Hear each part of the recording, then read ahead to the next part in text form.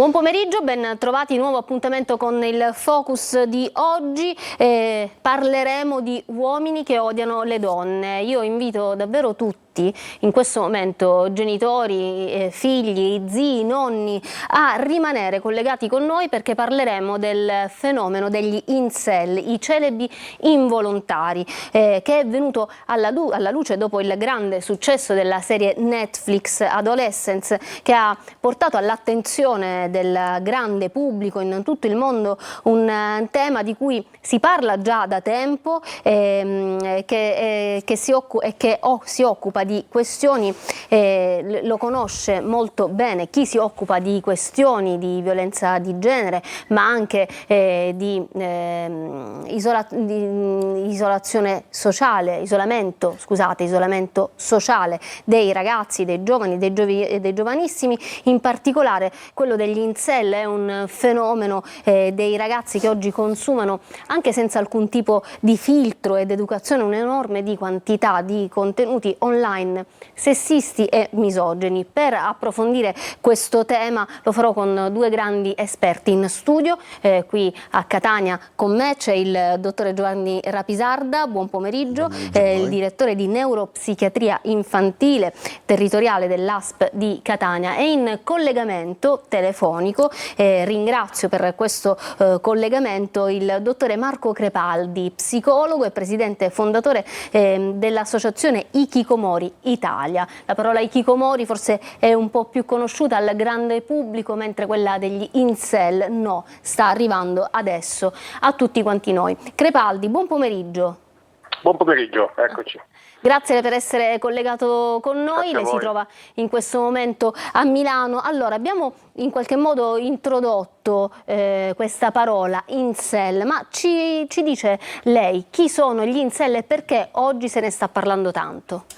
Allora, se ne sta parlando per la serie che ha citato, Adolescence, e perché è comunque un tema che si lega alla violenza di genere e alla misoginia, visto che parliamo di uomini celibi involontari, la parola incel vuol dire involuntary celibate, che siccome si sentono, ecco, una percezione, si sentono scartati sessualmente dalle donne, finiscono talvolta per estremizzarsi e per scaricare questa loro frustrazione sulle donne stesse. Quindi diciamo che sono uomini pieni di frustrazione, pieni di rabbia, che diventano misogini. Questa misoginia poi ovviamente viene sfogata spesso anche online, nei forum, nella cosiddetta manosfera, no?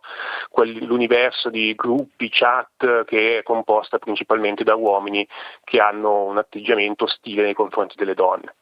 Ecco, c'è una cultura antifemminista che addirittura incita all'odio di genere, alla violenza sulle donne, che riflette anche la crisi della mascolinità, della sessualità, tra potere e frustrazione, mostrando in qualche modo tutte le tensioni sociali e culturali del nostro paese in questo momento. Crepaldi, e poi diamo la parola anche al dottore Rapisarda.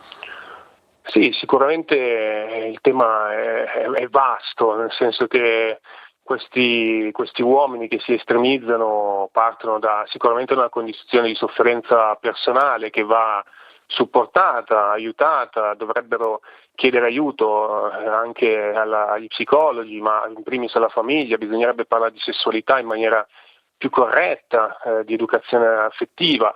Purtroppo tutta questa assenza di educazione in tal senso finisce per spingere questi uomini a ricercare supporto online, e poi online ovviamente trovano varie ideologie, varie correnti estremiste. L'obiettivo di questi uomini è di responsabilizzarsi, è scaricare la colpa su qualcun altro. Non sempre se la prendono con le donne, a volte se la prendono con i genitori stessi, accusati di averli messi al mondo con dei geni fallati, con una genetica non all'altezza dell'estetica necessaria per accedere alla sessualità.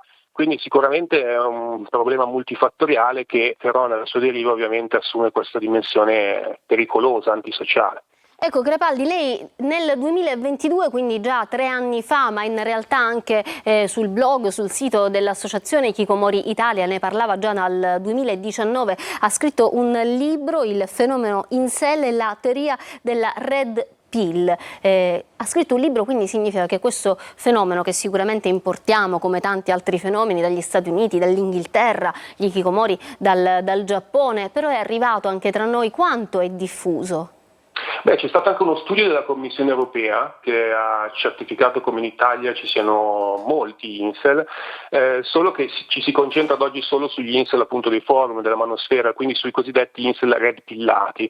La red pill è proprio un'ideologia estremista che costruisce una realtà dove, diciamo, l'uomo è vittima della società, è vittima delle donne, e questa interpretazione della realtà appunto favorisce l'estremizzazione. Però il problema è conosciuto anche in Europa, non è un problema solo americano. È chiaro che negli Stati Uniti ce ne sono di più, ma anche in tutta Europa la Commissione europea ha già iniziato a sondare il fenomeno, perché si teme comunque anche che possa diventare pericoloso e si parla anche di un possibile terrorismo misogino. Terrorismo misogino, dottore Rapisarda? Ma io mi aggancio un attimino a quello che poco fa diceva il dottore Crepaldi riguardo ai processi educativi e quindi quello che sta a monte rispetto a questa deriva che poi diventa deriva ideologica, deriva anche di atti aggressivi sia verbali, online, oppure addirittura agiti, come abbiamo visto nella drammatica serie Adolescence. Allora dietro cosa ci sta? Ci sta innanzitutto la solitudine di questi ragazzi e degli adolescenti, la sottovalutazione delle problematiche psichiche legate allo sviluppo della personalità e quindi alla tempistica di quando bisogna chiedere aiuto. Poco fa lo diceva Crepaldi, c'è un momento in cui bisogna comunque capire che la situazione non può essere gestita da soli e c'è bisogno di un aiuto, e c'è una grossissima carenza in termini anche di rispecchiamento con gli adulti rispetto a delle tematiche educative che sono alla base di quella che io chiamo un'ecologia dei rapporti sociali, in cui sicuramente l'altra persona nella relazione non può essere vista secondo un'ottica narcisistica come un oggetto che deve soddisfare i miei bisogni, ma come una persona che ha il suo valore.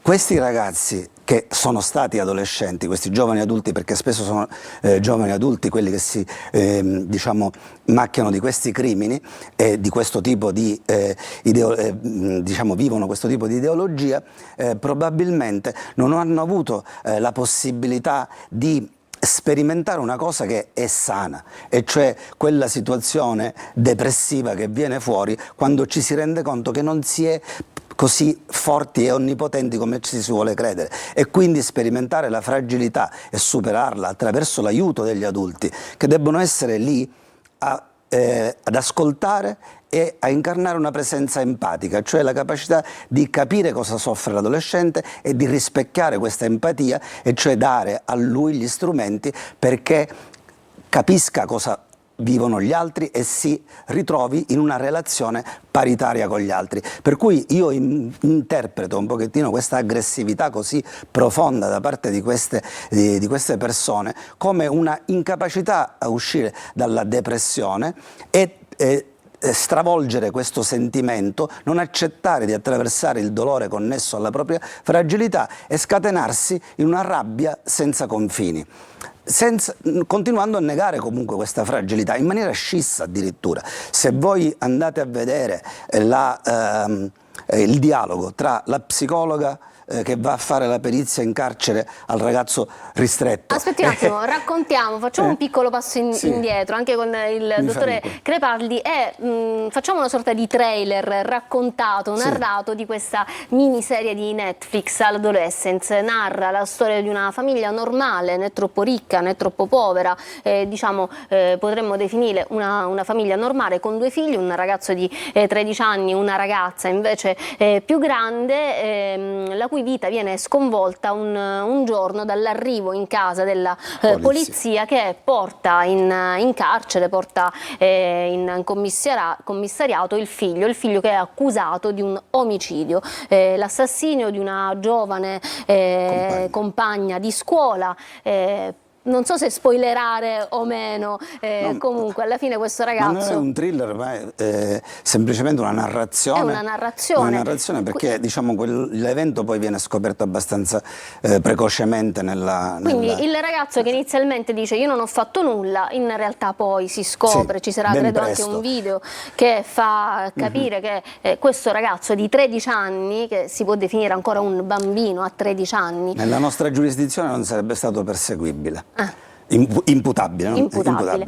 Quindi, Ha ucciso questa ragazza e poi i momenti salienti sono sicuramente il colloquio con la psicologa di cui adesso parliamo, ma anche nella parte finale il momento in cui i genitori si confrontano, il padre ovviamente distrutto, straziato da tutto questo, dice io pensavo che comprando un computer a mio figlio, chiudendolo comunque, facendolo stare in casa al sicuro, nella sua stanza, al computer, lo avrei tenuto al sicuro. E invece da quel computer è nato un po' tutto questo, sicuramente perché il ragazzo era fragile, ma anche perché, diciamolo, mancavano gli altri presupposti. Mancavano gli altri presupposti, perché una volta l'educazione, le influenze, da dove arrivavano, da dove continuano ad arrivare tuttora, dalla scuola, dalla famiglia, dagli amici, ma negli ultimi tempi si è aggiunto un quarto elemento che è la rete, sono i social. Dottore Crepaldi.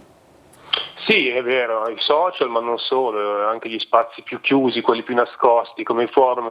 Oggi nascono anche i cosiddetti guru del macismo. Infatti nella serie viene nominato anche Andrew Tate, che è un influencer internazionale che promuove una figura mascolina estremamente macista e promuove il macismo come soluzione ai problemi maschili. Ecco, questi modelli li abbiamo purtroppo anche in Italia, nel senso che sono modelli che vengono promossi anche dai media mainstream e noi per contrastare il fenomeno degli incel dobbiamo imparare a decostruire anche il macismo, perché altrimenti quello che otterremo appunto è uomini che si convincono che invece quel modello di uomo è quello che gli può permettere di raggiungere la sessualità che sognano, e invece dobbiamo come società anche costruire modelli maschili alternativi che vengano percepiti come altrettanto vincenti dai giovani.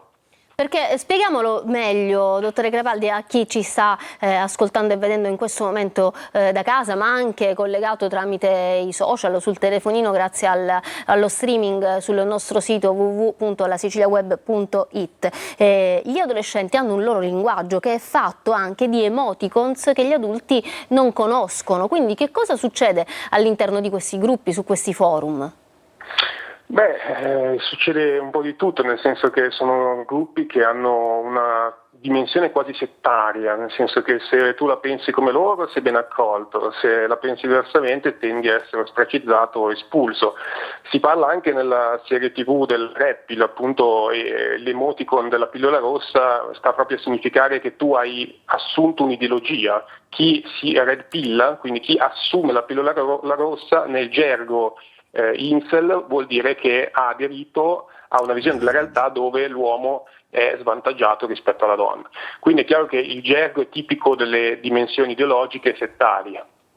La Red Pill si riferisce, e qua ci arriviamo, diciamo il pubblico anche più grande e più adulto ci arriva, è un riferimento al film Matrix, sì, no? La pillola rossa e la pillola blu, quella che ti fa restare nella realtà che poi è finta, e quella che invece ti porta dentro Matrix, che sì, è la realtà, quella vera, più cruda. È più dura, è più dura da accettare, e quindi quella che poi scatena tutta questa reazione. Ma io continuo a dire che a monte, questi sono i fenomeni che vediamo a valle, e una descrizione di questi fenomeni è importantissima, come fa il collega, perché dobbiamo comunque entrare dentro questo linguaggio e capire cosa fare per lavorare intanto su queste situazioni, anche per prevenirle. E quindi per prevenirle io me ne andrei a monte, e quindi a monte c'è questa fragilità estrema. Ecco perché i ragazzi oggi, quello che io noto nei giovani, non solo negli adolescenti, ma anche nei giovani adulti, 20-25 anni, mi sembrano davvero molto più fragili rispetto a noi, non tanti anni fa. Noi forse eravamo più abituati a ricevere più no, a confrontarci con una realtà che noi dovevamo conquistare. Per descrivere questo andrei a quella immagine iconica, o meglio quel passaggio iconico che c'è nella serie, in cui c'è la psicologa che deve fare la perizia, che fa diciamo, il colloquio col ragazzo, e ci sono dei momenti costantemente che si alternano tra loro, tra il momento in cui appare tutta la fragilità di questo ragazzo e il momento in cui appare la sua rabbia, con una presunzione di onnipotenza che non sta al pari della fragilità estrema che lui vive. Ecco, questa capacità di dissociare diventa veramente quasi psicotica rispetto al ragazzo, ed emerge in tutta la sua portata patologica, e quindi ci fa pensare che dietro una situazione di quella c'è, da un punto di vista psicodinamico, qualcosa che non ha funzionato già nel rapporto con i caregiver primari, quindi i genitori, e poi anche quelli secondari. È ovvio che poi nel momento in cui, quando c'è una condizione di vulnerabilità e di fragilità, non la si affronta, affrontando anche il dolore che ne è connesso per uscirne fuori, e questo dolore non si vuole affrontare, e la depressione, cioè il constatare che sono fragile, si trasforma in rabbia. Questa rabbia può prendere qualunque via, compresa quella di sopprimere l'altro, perché l'altro diventa un impedimento al soddisfare il mio bisogno, e non è visto come un'altra persona che ha il suo valore, con cui io mi relaziono, e quindi il mio, tra virgolette, scarso valore deve essere superato attraverso questo aspetto di prevaricazione e di violenza. E quindi la questione è molto complessa, ma secondo me nasce da questo aspetto, che è un'estrema solitudine nel momento in cui i ragazzi crescono. La frase finale che lei citava poco fa è emblematica. Io pensavo che dandogli un computer lo mettevo al sicuro, ma lo mettevo al sicuro senza la mia presenza, quindi da solo al sicuro. Ecco, un ragazzo per crescere da solo non può restare, deve necessariamente essere accompagnato da questa presenza che è capace di ascolto e di empatia, altrimenti non può svilupparsi armonicamente. Quindi avrà delle problematiche. Quindi l'invito per i genitori, per i caregiver, per i parenti, i nonni, gli zii, gli insegnanti, è quello di non solo guardare la serie per chi può adolescence, ma anche di informarsi e soprattutto stare al passo coi tempi, vedere dove vanno questi ragazzi online in questo caso, perché una volta ci si vedeva anche in mezzo alla strada, al bar, invece no, adesso è tutto, gira tutto in rete. E come diceva lei, anche conoscere i linguaggi. Conoscere i linguaggi, quindi conoscere il mezzo, i mezzi e i linguaggi. Dottore Crepaldi, cosa mi dice appunto della fragilità diffusa di questa adolescenza? Beh, io mi occupo appunto soprattutto di hikikomori, che significa ritirarsi, quindi i ragazzi che si ritirano nella camera e vi stanno per tutta la vita potenzialmente, e anche in quel caso purtroppo sono soprattutto maschi.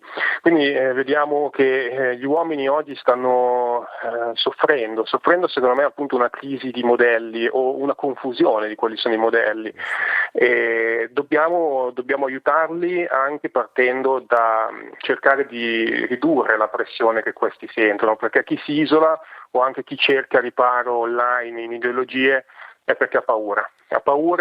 I giovani di oggi hanno di più dei loro genitori, ma hanno meno fiducia nel futuro, sentono che il futuro è più nero, più negativo, non hanno fiducia nella società, e noi come adulti secondo me dobbiamo lavorare per cercare di dare speranza, perché se mostri sempre tutto nero e senza soluzione, alla fine la paura prevale e la paura porta a fare delle cose sbagliate. Dottore Crepaldi, noi ci dobbiamo fermare per una piccola pausa pubblicitaria. Lei riesce a rimanere ancora con noi per un altro po' o ci salutiamo qui? Devo scappare purtroppo, però vi ringrazio tantissimo di aver trattato l'argomento, perché è veramente importante. Grazie dottore Crepaldi, davvero grazie a lei per averci dedicato questo tempo, e buon lavoro con la sua associazione. Tra l'altro l'associazione Hikikomori Italia oggi ha avuto un incontro a Messina, perché in questa associazione ci sono le famiglie e ci sono anche gli psicologi che aiutano queste famiglie, perché poi i ritirati sociali, i ragazzi, i giovani non sono loro che danno l'allarme, sono i genitori che poi devono... Purtroppo spesso se ne portare accorgono avanti tardivamente. appunto le loro istanze. Torniamo a parlarne tra poco, grazie Marco Crepaldi, ci rivediamo tra pochissimo.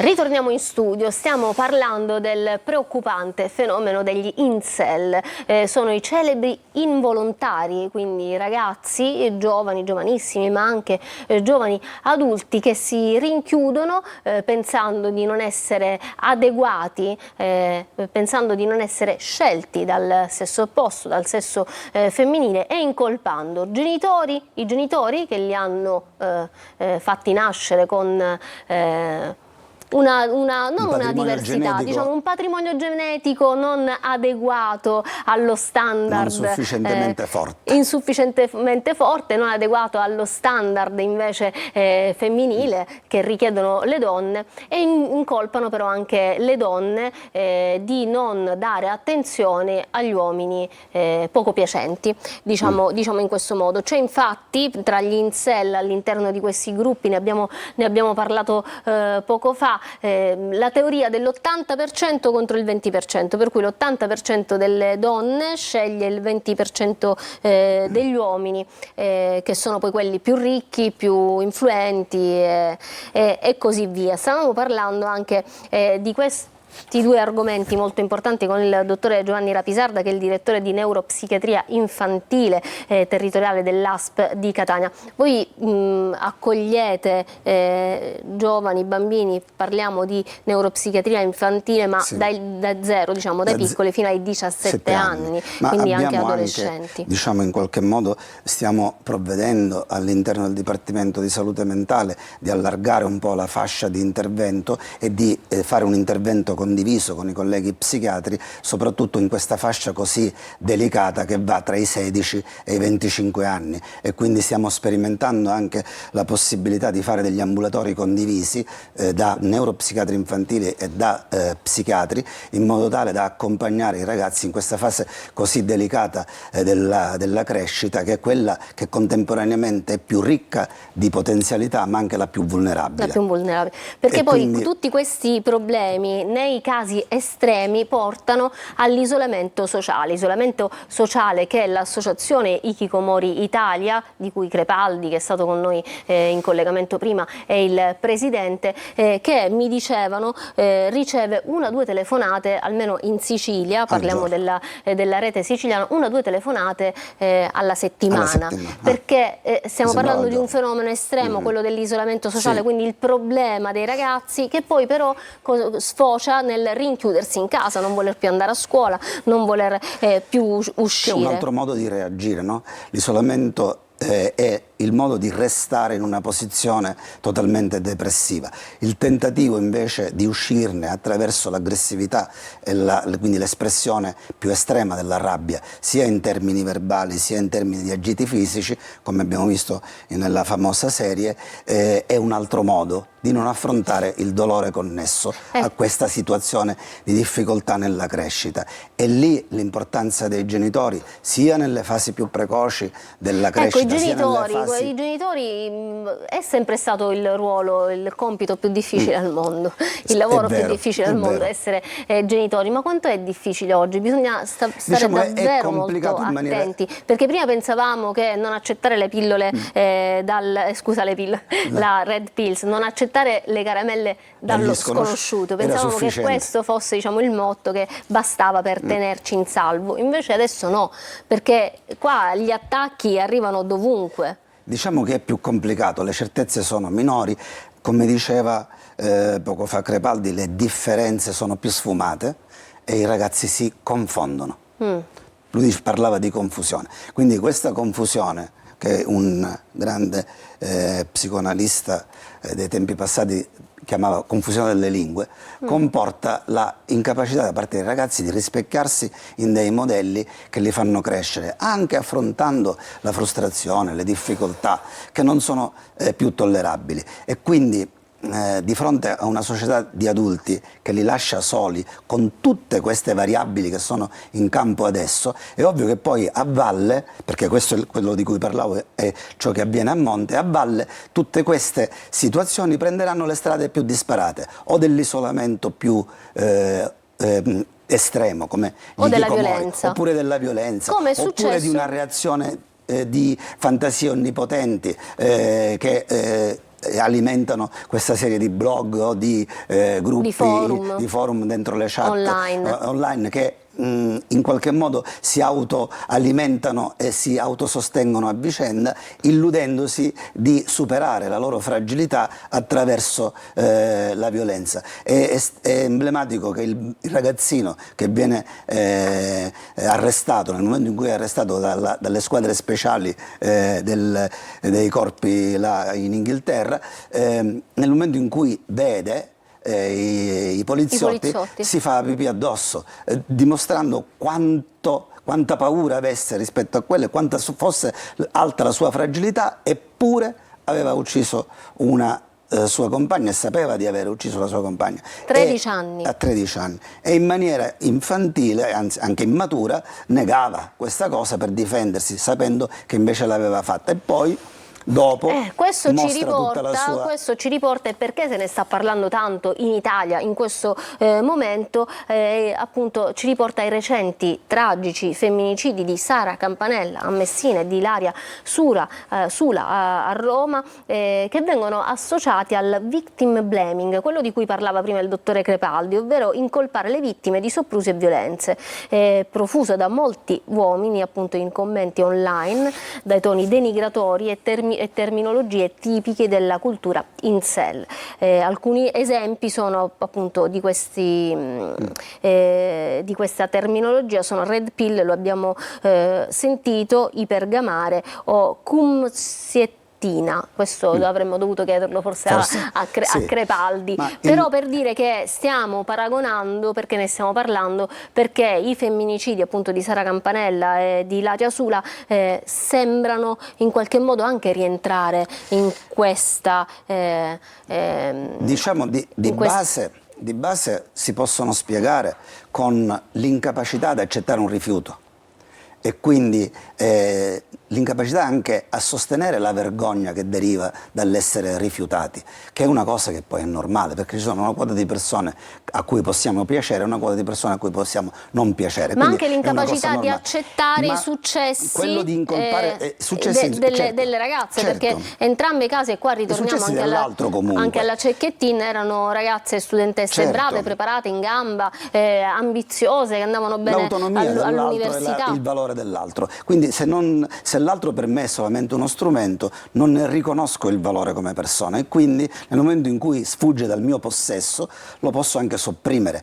E poi il fatto di incolpare le vittime, questo è un fenomeno che già la psicodinamica anche dell'altro secolo, anche di 2 secoli fa, già ci aveva detto, ci sono fenomeni proiettivi. Io proietto nell'altro la mia fragilità e la mia incapacità a gestire determinate situazioni e lo faccio diventare colpevole di ciò di cui sono colpevole io, per non sentire il peso e l'oppressione di quello che io penso e poi faccio. Allora, i genitori dovrebbero fare un corso accelerato di psicologia di base in realtà. Noi siamo in chiusura, cerchiamo di fare come si fa a scuola, la morale della favola, ma poi ci torneremo perché è un argomento a cui tengo particolarmente. Allora, abbiamo parlato appunto della fragilità dei giovani, ma adesso diciamo i genitori invece cosa devono fare? Quali sono i campanelli d'allarme da seguire? Come intervenire? Intanto cosa devono fare?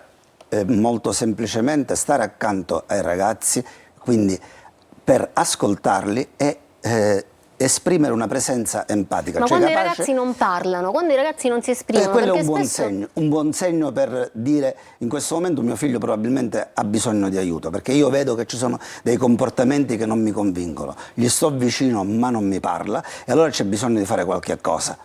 la mia esperienza con gli adolescenti ormai ventennale, anche se sono da 35 anni che faccio il neuropsichiatra infantile, ma negli ultimi 20 anni mi sono occupato di adolescenza, l'esperienza con gli adolescenti è questa. Proprio l'altro ieri dei genitori mi consegnano al colloquio la figlia e dicono: con lei parlerà sicuramente, perché lei con il personale psichiatrico, psicologico parla, con noi no. Bene, e hanno fatto bene a portarla in un ambiente in cui lei potesse poi esprimersi. Quindi il loro compito è quello, in quella fase più critica e più difficile. Poi diventerà un alleato nella terapia il genitore, e i genitori diventeranno alleati nella terapia o nel processo comunque di supporto psicologico. E qui arriviamo al ruolo dell'ASP territoriale, come fare? Cioè, lo sportello è aperto? Sì, noi abbiamo quello che si chiama l'accesso libero, non c'è bisogno di fare la ricetta del medico curante o prenotarsi al CUP, ma venire direttamente nei servizi che sono reperibili, i cui indirizzi sono reperibili nel sito dell'ASP, e chiedere un appuntamento. Noi stiamo sperimentando un sistema che cerchi di vagliare la criticità e l'urgenza dell'intervento in modo tale da accelerare il processo di accesso al servizio. Ovviamente facendo comunque al netto della carenza di risorse che cercheremo di colmare, ma che comunque è una risposta. E ascoltare richieste... già poi può servire comunque a dare una linea di indirizzo. Un primo ascolto può dare già una prima risposta, linea di indirizzo, come diceva lei. Quante richieste avete? Sono aumentate nell'ultimo periodo? Dopo il Covid, diciamo? Dopo il Covid sono raddoppiate rispetto a prima, ma sono aumentate del più 80% negli ultimi 10 anni. Anche di giovani, adolescenti, di giovani adolescenti, di adolescenti e poi anche di giovani adulti, con accessi spesso in urgenza al pronto soccorso, con crisi che vanno dalla crisi di panico, che nella prima presentazione è spaventosa per chi non l'ha vista mai e fa pensare che si sta per morire, o che il tuo congiunto, il ragazzo, stia per morire, invece è una crisi di panico, fino a finire in crisi di agitazione, psicotiche, quindi molto pericolose per sé e per gli altri. Dottore, la ringrazio, sicuramente la disturberò nuovamente più avanti per tornare a parlare non solo di incel, non solo di isolamento sociale, ma di tutti i fenomeni in questo momento legati alla fragilità degli adolescenti e quindi anche alle famiglie. Grazie dottore, grazie a tutti voi per averci seguito, appuntamento alla prossima, arrivederci.